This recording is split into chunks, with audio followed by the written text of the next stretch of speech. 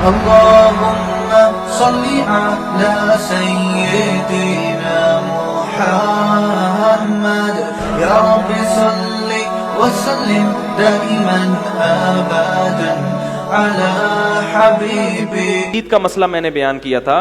ایک تو مجھ سے سبقت لسانی سے یہ غلطی ہوئی ہے کہ میں نے کہا یزید نے حضرت حسین کے جو ہونٹ مبارک تھے اس پہ چھڑی ماری. وہ ابن زیاد نے کیا ہوا, وہ ابن زیاد تھا کوفہ کا گورنر. سبقت لسانی ہوتی ہے, آدمی کے دماغ میں کچھ ہوتا ہے, زبان سے غلطی سے کچھ اور نکل جاتا ہے. پھر میں نے اس کی وضاحت بھی کی, بھائی وہ یزید نہیں وہ ابن زیاد تھا, لیکن وہ وضاحت مارکیٹ میں چلی نہیں, وہ کیونکہ کلپ چلا گیا, وہ لاکھوں وہ ملین لوگوں نے سن لیا.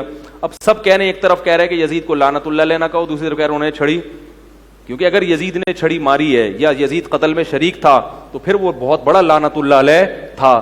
تو حضرت مفتی تقی عثمانی صاحب کی تحقیق یہ ہے کہ یزید کے بارے میں مستند روایات سے ثابت نہیں ہے کہ وہ حضرت حسین کے قتل میں شریک تھا.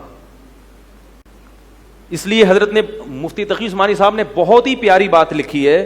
فرمایا کہ یہ تو ثابت نہیں ہے کہ قتل میں شریک تھا, لہذا اس کی وجہ سے بعض لوگوں نے اس کو رحمت اللہ علیہ بنا دیا.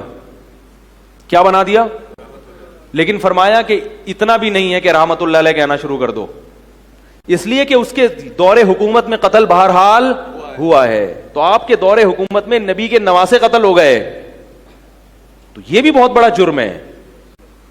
اس لیے انہوں نے اعتدال والی بات کہی کہ اس ہاں یہ پھر ایک بڑا جرم یہ کہ پھر وہ کوفہ کے گورنر کو معزول کیوں نہیں کیا, معزول کیوں نہیں کیا کوفہ کے گورنر کو, یہ بہت بڑا سوال ہوتا ہے.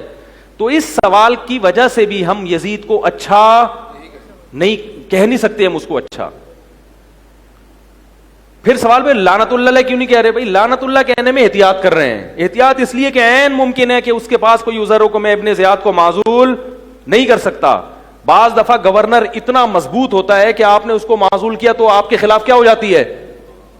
ہم گھر میں نہیں دیکھتے, لوگ میرے پاس کیس آتے ہیں. ایک صاحب نے میرے پاس کیس آئے کہ بیگم کے معاذ اللہ اللہ نہ کہے, بولتے ہوئے بھی ڈر لگتا ہے کسی سے تعلقات ہو گئے. میں نے کہا طلاق دے دو, کہہ رہے نہیں دے سکتا میں, سالے پکڑ کے کوٹ دیں گے مجھے. ٹھیک ہے نا. تو جب ایک چھوٹے سے گھر میں انسان معذور ہو سکتا ہے تو حکومت بھی بہت سی چیزوں میں معذور ہو سکتی ہے. لیکن پھر بھی یہ ایسے دلائل نہیں ہے کہ ہم اس سے یزید کی تعریفیں شروع کر دیں. تو اس لیے اعتدال والی بات کیا ہے؟ توقف.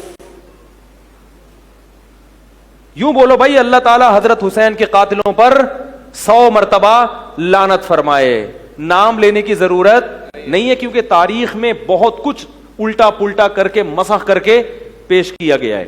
اور اگر کسی عالم کی تحقیق ہے کہ یزید کو لعنت اللہ علیہ کہا جائے تو وہ اگر اپنی تحقیق پہ مطمئن ہے تو ان کو کہنے دو, ان کو بھی ملامت کرنے کی ضرورت نہیں ہے. شیعہ حضرات کی اگر واقعی یہ تحقیق ہے, اپنے ذاکروں سے سن کے نہیں, ذاکروں نے تو نیپال میں مردوں کو زندہ کیا ہے, آج کل نئی رپورٹ آئی ہے.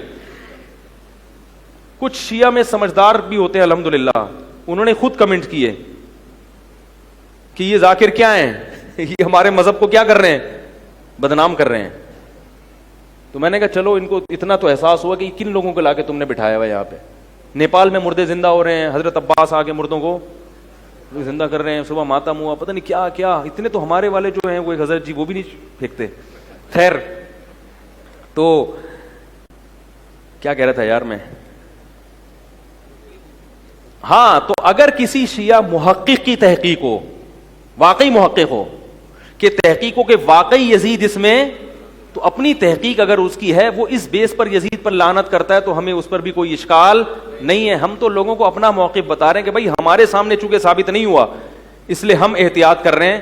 اچھا تو بالکل نہیں کہیں گے, ٹھیک ہے نا, اتنا, کیونکہ اگر بالفرض شریک ہوا اور قیامت میں اللہ نے پوچھ لیا کہ تم نے اس کو رحمت اللہ علیہ کیوں کہا, اس کا جواب دو, تو ہمارے پاس کوئی جواب نہیں ہوگا, پکڑے جائیں گے ہم.